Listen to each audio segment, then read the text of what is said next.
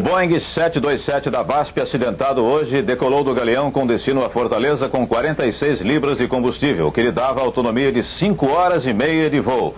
Esta informação foi dada pelo gerente de operações da VASP, Vladimir Veiga. Estas são imagens do Boeing prefixo PPSRK, feitas no aeroporto de Congonhas pelo cinegrafista amador Carlos Martins Ribeiro Júnior na tarde de ontem. As imagens foram feitas de dentro de um outro pequeno avião de propriedade de Carlos Martins. O Sindicato Nacional dos Aeronautas decidiu hoje que uma comissão de pilotos irá ainda esta semana ao governador de São Paulo pedir o afastamento de toda a diretoria da VASP.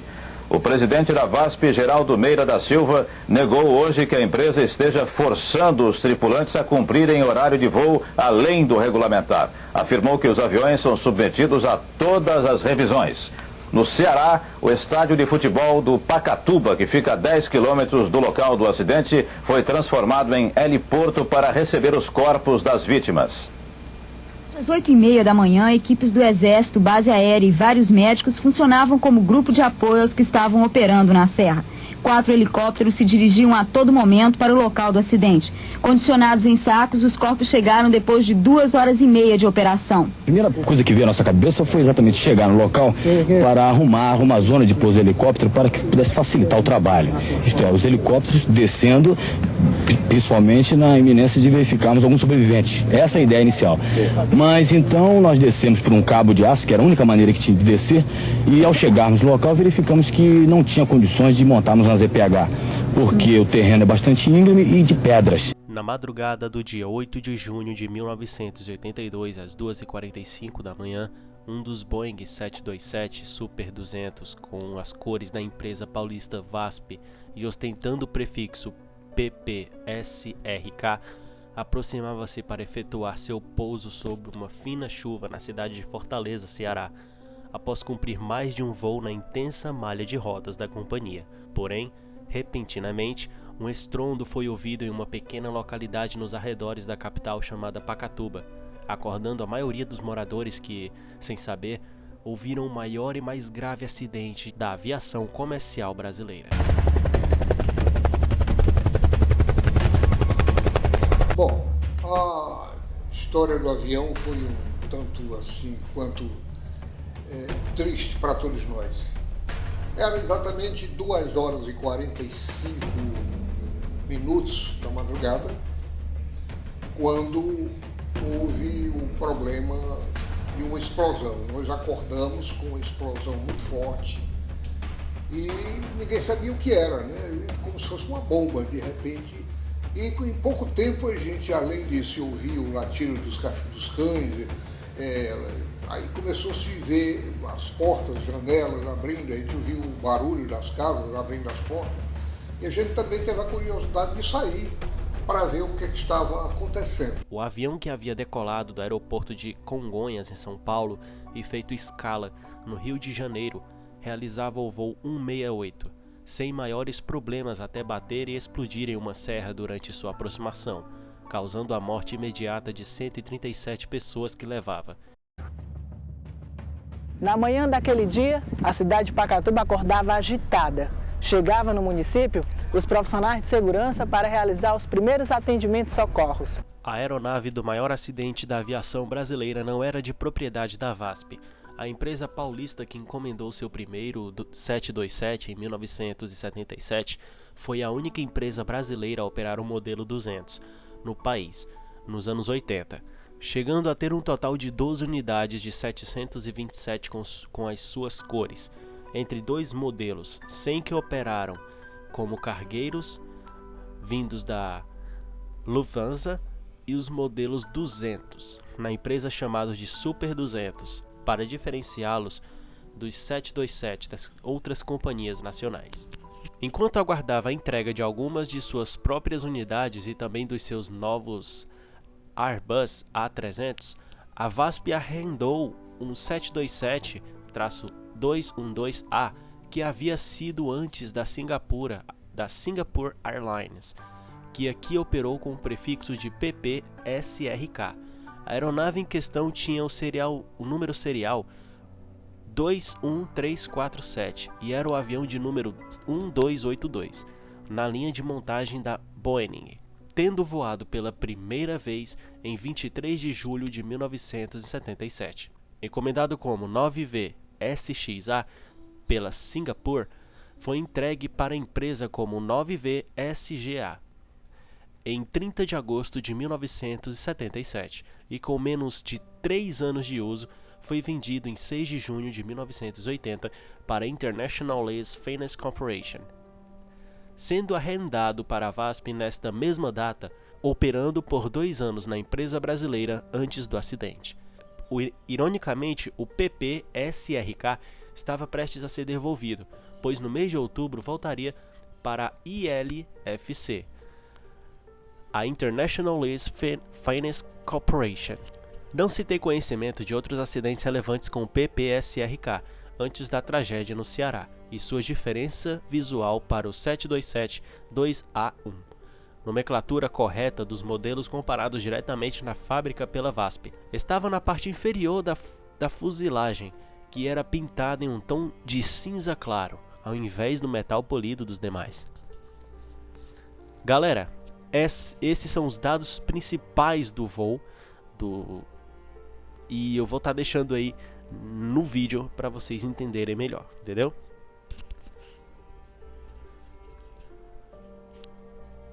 O voo 168 da VASP. O voo 168 da VASP naquela madrugada não era um voo comum, pois levava um grupo de passageiros em festa. O Boeing da VASP, ao bater na Serra da Araratanha, levava um grupo de 15 empresários do setor têxtil do Ceará, que havia acabado de participar da 27ª FENIT em São Paulo, com muito sucesso, e ainda comemorava esse fato. Viajavam também no PP-SRK o poderoso empresário Edson Queiroz, dono de um império de empresas de comunicação, que incluía também a TV Verdes Mares de Fortaleza, uma universidade, e era um dos maiores distribuidores de gás liquefeito de petróleo, o gás butano, do Brasil. Na época que entrou no voo 168 na última hora, trocando uma passagem da Varig na manhã seguinte pelo noturno da VASP, em razão de um compromisso em Fortaleza logo cedo. No avião também estavam um dos donos das casas pernambucanas, Ernesto Landgren, e José Bezerra Matos, presidente da Confederação Nacional do Teatro Amador. Ao deixar o solo na capital paulista, o avião levava 54 passageiros e 9 tripulantes, segundo dados oficiais da empresa. No comando estava Fernando Antônio Vieira de Paiva, um dos mais antigos pilotos da VASP na época, com 21 anos de serviço, conhecido como Comandante Vieira, e que estava no cockpit do 727, acompanhado de outros 2 experientes membros técnicos, atuando como primeiro oficial e engenheiro de bordo. Segundo o relatório do Centro de Investigação e Prevenção de Acidentes Aeronáuticos, CENIPA, do Ministério da Aeronáutica, a decolagem em São Paulo ocorreu às 10 horas e 53 minutos da noite, do dia 7 de junho de 1982, uma noite clara de segunda-feira na capital paulista. Galera, esse é o mapa fazendo a rota, certo? Do avião saindo de São Paulo, chegando do Rio de Janeiro, vindo até Fortaleza, passando ali por Petrolina. Tá aí o mapa, certo? E eu tenho uma observaçãozinha aqui para dizer. O mapa ao lado, o mapa que você tá vendo aí, publicado originalmente pela revista Veja, mostra a rota do PP-SRK desde o momento em que ele decolou de São Paulo com destino ao Rio de Janeiro e depois desta cidade para Fortaleza. O avião passou por Minas Gerais, Bahia, Pernambuco, onde nota-se a curva na região de Petrolina para a última etapa, o Ceará. Era um voo longo, cruzando quase todo o Brasil. Cerca de 45 minutos depois de decolar do aeroporto de Congonhas, o PP-SRK pousou no Galeão, na cidade do Rio de Janeiro, cumprindo a única escala do voo com destino a Fortaleza. Ali, outros 67 passageiros embarcaram na aeronave, orientados pelo chefe de cabine, Humberto Pestana, que comandava mais 5 comissários. Com 22 mil litros de querosene em seus tanques, a decolagem do Rio de Janeiro foi efetuada à meia-noite e 12 minutos, e o voo prosseguiu, com lotação quase completa para o seu destino final. A VASP utilizava seus 727 na configuração de 152 lugares em classe única, com 24 fileiras de 6 lugares, 2 com 3 lugares e 1 com apenas 2 lugares, sendo fumantes no lado esquerdo e não fumantes no lado direito. Pouco tempo depois da decolagem, iniciou-se o serviço de bordo, servindo de 2 galleries diferentes e os passageiros, confortáveis na cabine, pressurizada com temperatura de 22 graus, puderam se distrair com os 7 canais de áudio que a VASP chamava de música no ar. Na época, uma das atrações da empresa para seus VEN, que é uma sigla para Voo Econômico Noturno, autorizadas pelo DAC, pouco tempo antes e com descontos de até 30% no preço regular das passagens. Segundo dados oficiais divulgados pela FAB, o 727 fazia perna Rio-Fortaleza, a uma altura de 33 mil pés, pela UR1, solicitando ao controle às 2 horas e 25 minutos da madrugada, quando estava a 140 milhas de seu destino, que no caso seriam uns 259 quilômetros. O início do procedimento de descida. O controle de tráfego aéreo no aeroporto Pinto Martins autorizou o PPSRK a descer no FL 330 até o FL 050, 1.500 metros, devendo reportar a torre quando cruzasse a FL 100, que é cerca de 3.300 metros.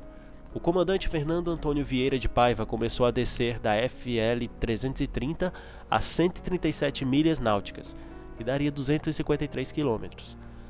Quando pelas cartas de navegação utilizadas para a aproximação do aeroporto Pinto Martins, deveria fazê-lo a 86 milhas náuticas, 159 quilômetros. A antecipação da descida levou a aeronave a atingir 3.000 pés bem antes da linha vertical do aeroporto Pinto Martins, e que era a altitude mínima para o bloqueio. O alarme de altitude existente na cabine da aeronave é acionado durante 2 vezes nessa passagem de altitude. O primeiro sinal de alerta é dado quando a aeronave atinge a altura de 5.800 pés, cerca de 1.933 metros. O segundo quando ela atinge 2.300 pés, cerca de 767 metros. Ao cruzar a altitude de 3.800 pés, o copiloto adverte o comandante da aeronave para a presença de morotes à frente, sem que o mesmo interrompesse a descida. 1 minuto e 11 segundos após este aviso, a proa da aeronave é levantada em 8 graus. Tal desvio, somando a intenção de efetuar um tráfego visual, levou os técnicos do CENIPA a concluir que o comandante tentava interceptar a perna do vento na pista 13 do aeroporto Pinto Martins. O procedimento padrão no Ceará para o pouso de grandes aeronaves é semelhante, venha ela por dentro do estado ou pelo litoral. Dessa forma, o 727 deveria inicialmente ir para a esquerda na pista do aeroporto Pinto Martins, no sentido oeste, para o leste, que é por Icaraí, Aerolândia, onde a pista de pouso fica à esquerda do comandante da aeronave. A tripulação do voo 168 pretendia cruzar a pista vendo à esquerda e após a passagem virar-se novamente à esquerda por 2 vezes no sentido Aerolândia a Icaraí, pegando a chamada perna base após a inclinação da aeronave. Sua última manobra seria virar novamente à esquerda e descer na final para o pouso. Após atingir a altitude solicitada e já tendo obtido referências visuais ao avistar a cidade de Fortaleza, o relatório do CENIPA aponta que o comandante do Boeing 727 da VASP optou por continuar na descida para a faixa de 1.500 pés, que é a altitude do tráfego visual em Fortaleza. O copiloto da aeronave não reporta o nivelamento no FL 050. 1 minuto e 12 segundos depois, com a aeronave prosseguindo na descida com o Altitude Alert, selecionado para 1.500 pés, que no caso seria 500 metros. Galera, quando eu for falando essas coisas de pés e tal, eu sempre vou, falar pra vocês, galera, isso aqui é como se fosse 500 metros e tal, é 500 metros e tal, entendeu? Pro vídeo ficar mais fácil pra você entender. Exatamente às 2h45 da manhã de 8 de junho de 1982, o PPS-RK choca-se a 1.950 pés de altitude, que no caso seria 594 metros, e uma velocidade de 295 nós, que seria 530 km por hora, contra a Serra da Aratanha. Aqui ao redor do campo, muitos curiosos, moradores da cidade de Pacatuba, visitantes que estavam passando pela cidade e também os parentes das vítimas que vinham de Fortaleza para a cidade com uma esperança de encontrar uma vida. Às 8h30 da manhã, equipes do Exército, base aérea e vários médicos funcionavam como grupo de apoio aos que estavam operando na serra. 4 helicópteros se dirigiam a todo momento para o local do acidente. Condicionados em sacos, os corpos chegaram depois de 2h30 de operação. No local do acidente, muitas pessoas também foram até lá para poder acreditar no que havia acontecido. Ninguém acreditava que havia realmente caído um avião. E lá a cena não era outra, era muita tristeza. Muita gente ainda não sabe o que realmente motivou a causa desse acidente. E para poder tentar entender, a nossa equipe foi conversar com um piloto de avião. Eu não sou piloto da aviação comercial, sou piloto privado, aeronaves pequenas, mas eu sou um curioso. O controle de tráfego aéreo autorizou ele descer para 5.000 pés.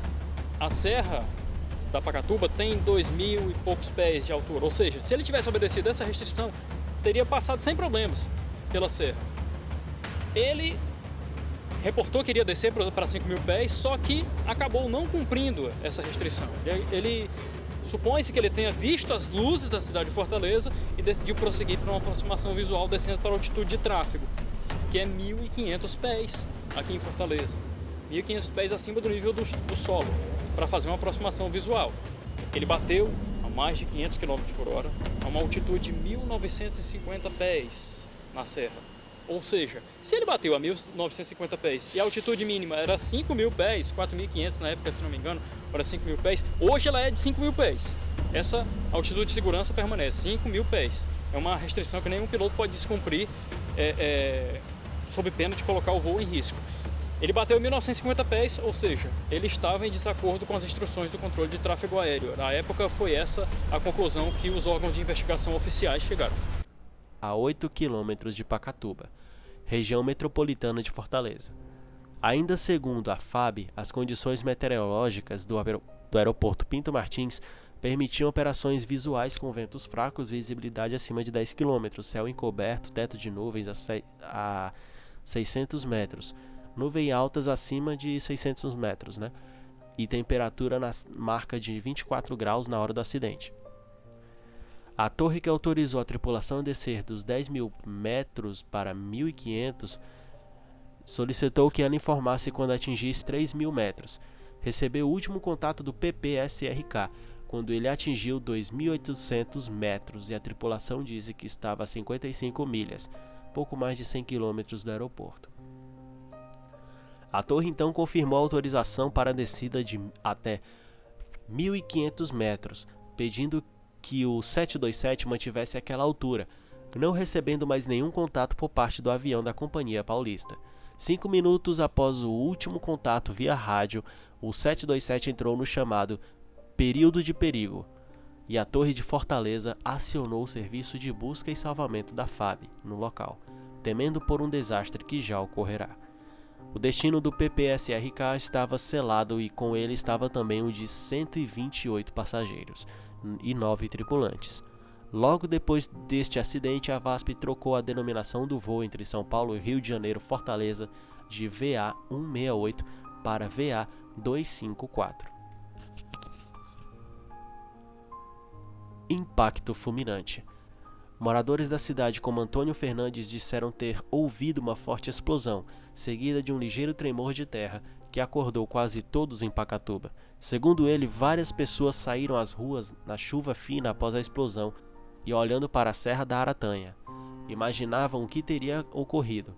O impacto com a serra deu-se a uma altura de aproximadamente 594 metros em uma área de muita vegetação, causando a completa destruição do avião e dos corpos da maioria dos ocupantes do 727, chegando até mesmo a ocorrer uma espécie de fusão. entre pedaços dos corpos, os tecidos das roupas e o metal da aeronave. Segundo relatos de quem participou do resgate, os fragmentos do 727 se espalharam por uma grande área e alguns estavam a mais de 500 metros, muitos dos quais ainda podem ser considerados no local após 40 anos depois do acidente. Várias histórias são contadas pela população local sobre fatos estranhos ocorridos entre o momento do impacto e o início da manhã, destes saques até o aparecimento de fantasmas dos mortos, como uma suposta procissão de pessoas de branco, todas com uma vela branca acesa nas mãos, que descia do local do impacto e dirigia-se até a cidade de Pacatuba, horas após o choque do avião com a montanha. Ainda durante a descida, o sistema do avião tocou 2 vezes, quando a aeronave atingiu 5.800 pés e a segunda vez, quando atingiu 2.300 pés. Os 2 avisos sonoros foi ignorado pelo comandante Vieira. A essa altura, a aeronave já estava muito abaixo do nível de segurança determinado pela aviação na época, que era de 3.000 pés.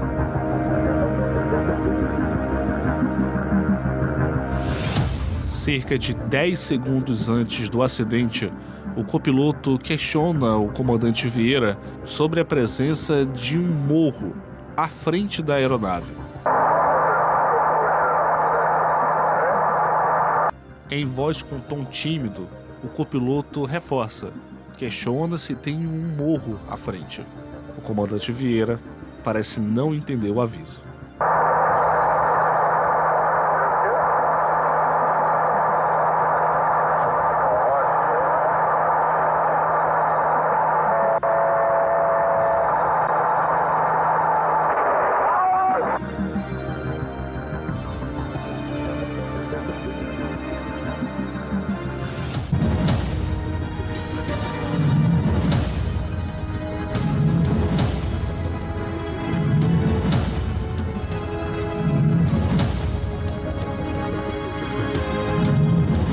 Toda cidade pequena, logo após o acidente, surgiram diversas lendas. Houve lendas que diziam que quem tentava subir a serra para procurar o exato local do acidente acabava se perdendo no meio da mata. Também existe uma lenda de que as pessoas que pegaram o objeto das vítimas do acidente passaram a ouvir barulhos na casa onde mantinham esses objetos. Mas de longe, a mais famosa envolve a igreja Nossa Senhora da Conceição. Rege a lenda que, logo após o acidente, uma procissão foi vista por moradores descendo da Serra da Aratanha. Seriam as vítimas do voo que estavam descendo vestidos de branco e com uma vela na mão. Os restos mortais das vítimas do voo foram enterradas em uma cova coletiva no cemitério Parque da Paz, em Fortaleza. A falta de ação e timidez do copiloto ao alertar sobre o morro para o comandante pode estar ligada à suspensão recente que o copiloto havia recebido. Moradores de Pacatuba pedem que seja construído um memorial no local do acidente.